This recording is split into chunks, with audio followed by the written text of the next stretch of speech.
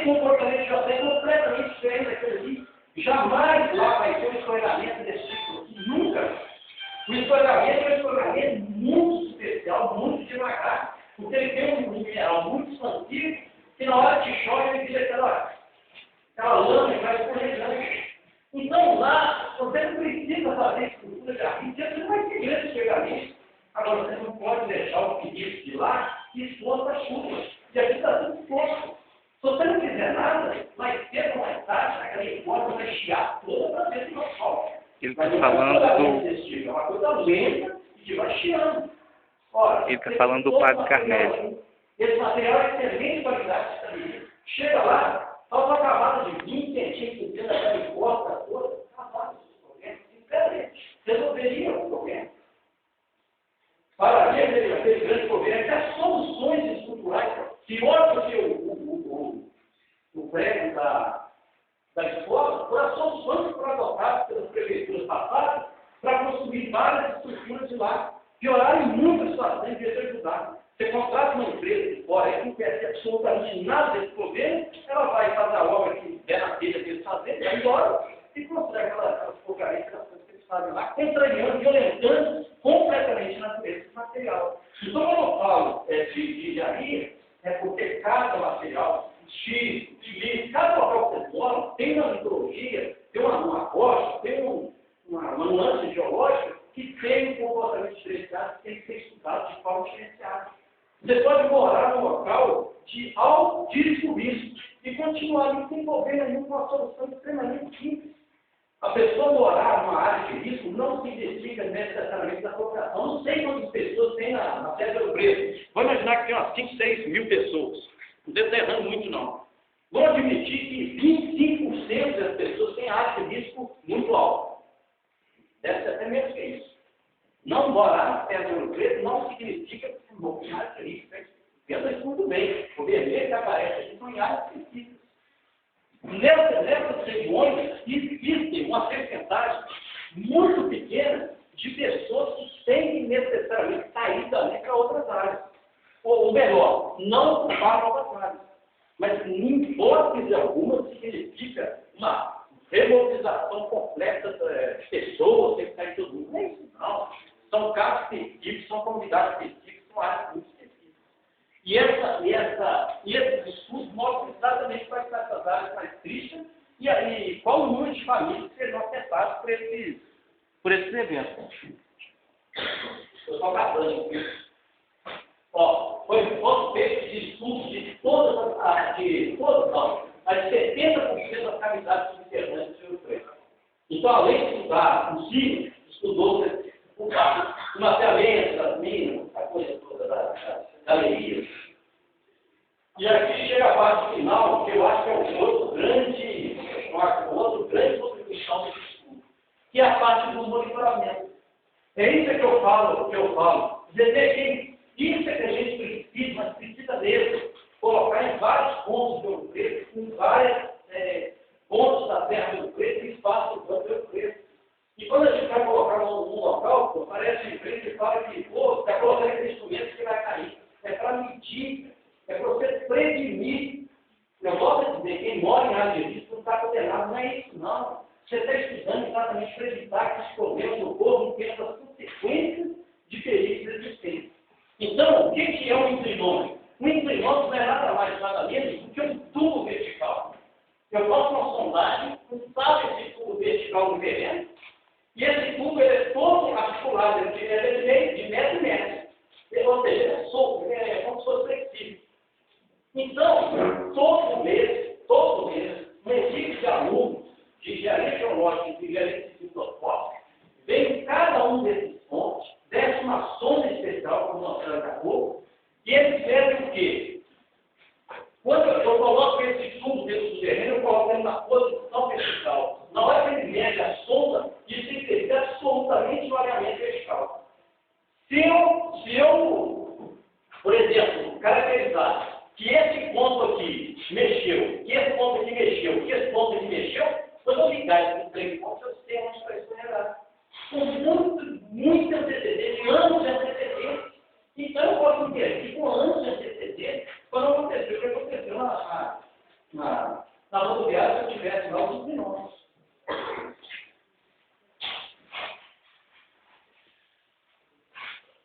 Ah lá, exatamente, onde ele sofreu deformação, eu sei que ele vai escorregar. E aonde ele vai escorregar, eu atuo. As leituras eu não vou discutir, não tem que ser. Essa é a sonda que é descer. Essa sonda ela foi comprada pela Camargo e foi disponibilizada para nós lá, para fazer esse trabalho, cara. Aqui, por exemplo, são os pontos de vários desses quilômetros. Mas isso aqui é antiga Santa Casa do Ouro Preto. Cada ponto daquele é um quilômetro que nós instalamos. Então, eu não sei exatamente o que está acontecendo aqui. A igreja de São José. Aqui está na igreja de São José, tem um quilômetro que está na praça da igreja, na rua da igreja ali, e outro embaixo. A gente mede isso todo mês, anos a anos. Então, está movendo nada. Está movendo nada. Isso aqui é controlado. A gente faz em relatório semestral e encaminha esse relatório à Prefeitura de Ouro Preto todo semestre. E esse trabalho é feito sem ônus nenhum. Sem ônus nenhum da Prefeitura. Não paga absolutamente nada. Esse trabalho é feito gratuito, né? Olha, isso aqui é uma... Cada vez que aquilo é afastado ali, significa que está movimentando. Então, essa área que está movimentando, aquela área lá que não está movimentando. É isso que a gente mede.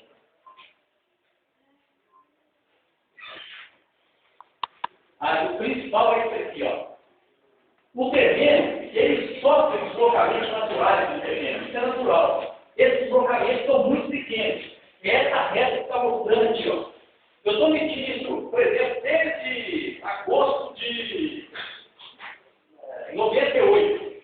Ela vem. Quando chegou, por exemplo, de em dezembro de 2012, ela começou a dar aquele pico aí. É a mesma coisa que você está medindo no prédio. Você está com alguma coisa no prédio, o prédio está se deformando, de repente começa a deformar muito, vai cair. Então, ao chegar numa situação daquela ali, eu sei que eu cheguei numa situação crítica, e eu tenho um tempo muito grande, é semanas de dias, não de horas, não, é de meses. Ou no mínimo semanas, para retirar as pessoas, para fazer um estudo de contenção, para ter uma solução de engenharia que pare esse negócio. Agora, quantos instrumentos desses tem dentro da cidade de Ouro Preto? 15. Nós precisamos de colocar, não tem nenhum na Serra de Ouro Preto, nem longe da Serra de Ouro Preto. Esses instrumentos são mais colocados em áreas de monumentos históricos, não faz mais, digamos assim, que a própria Ouro Preto. Né? Mas nós precisamos colocar esses instrumentos falei demais.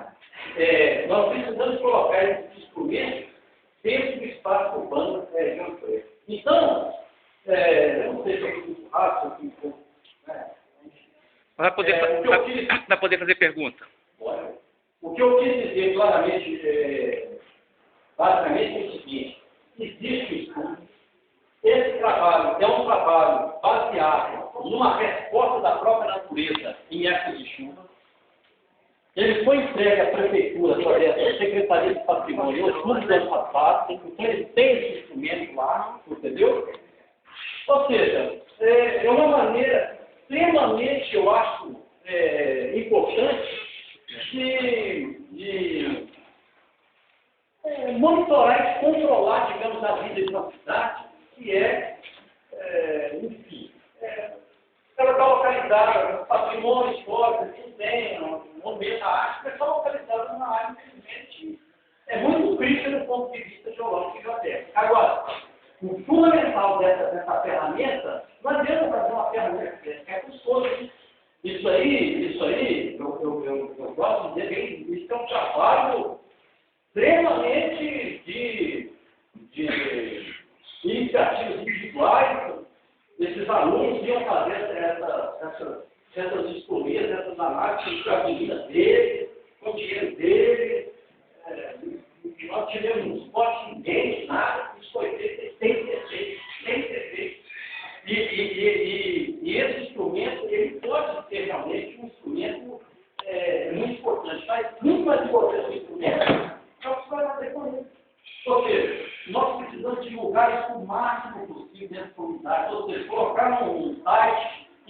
qualquer morador de qualquer ponto do preço possa acessar e ver a realidade da geologia e da engenharia do lado da casa. Bom, obrigado. Vamos bater palma. Sim.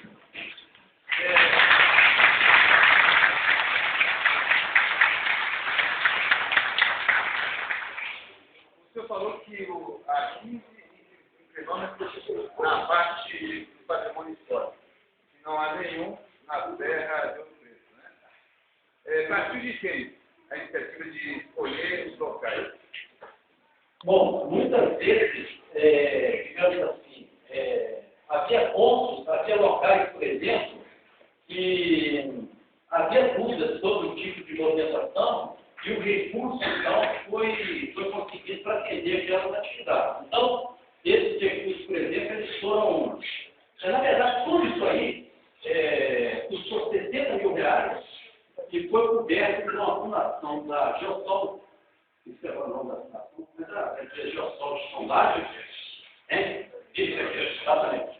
Eles vieram e estabeleceram os pontos a serem estudados. Claro, toda contribuição é bem-vinda e isso foi feito. Agora, a ideia, o Ministério das Cidades aí tem uma série de iniciativas desse ponto de vista, né? Então, eu acho que o preço é muito fácil você conseguir recursos com uma coisa desse tipo. Não é um número absurdo de quilômetros, você tem 15.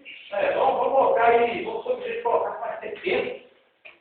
Ou seja, isso aí, eu coloco hoje claramente aqui, eu faço um fenômeno desse total instalado, a instalação não posso fazer, tem uma de sondagem, muito boa para fazer esse equipamento, isso é barato, mas cada curso de sondagem desse novo preço, cada inclinão desse instalado, custaria em torno de R$3.000. Ou seja, se você colocar 70, nós estamos falando de R$180.000, que era um orçamento desse dia, convenhamos, né? Gente, olha só, vamos só... E todo esse estudo foi feito entregue para a prefeitura em outubro do ano passado.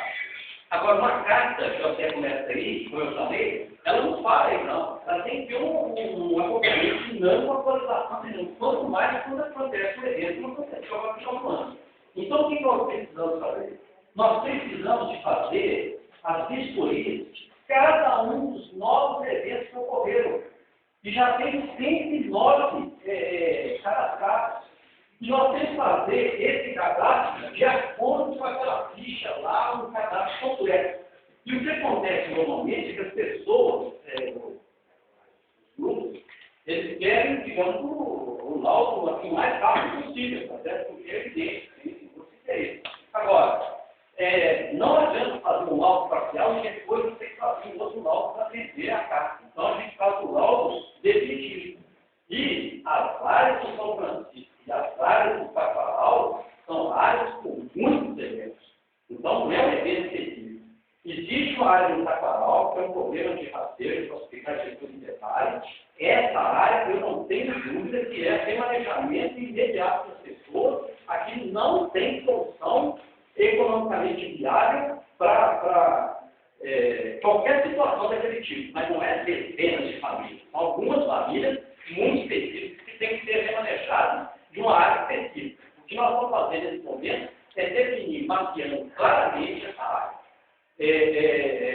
Nós temos que fazer um cruzamento de dois grupos, os dois grupos vieram para as suas áreas e não há uma